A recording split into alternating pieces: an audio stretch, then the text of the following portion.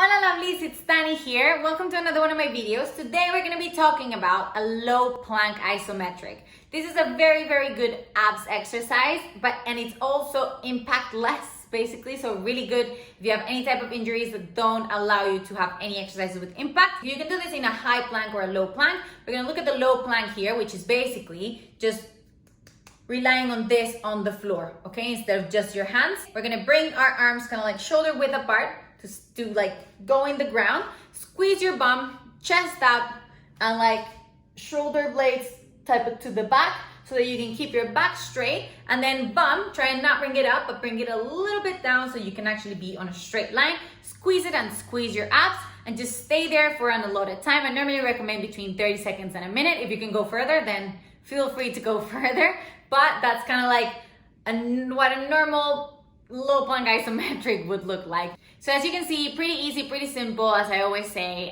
But yeah, thank you for watching the video. If you have any other questions about the low plank or any other exercises, leave a comment in the box below. If you enjoyed it and liked it, give it a little like and subscribe to my channel to watch more videos on tutorials on how to do different type of exercises so that you can get better at the gym, better form, better results with less injuries, okay? Have a great day, guys. And again, thank you for watching, and I hope to see you in the next one.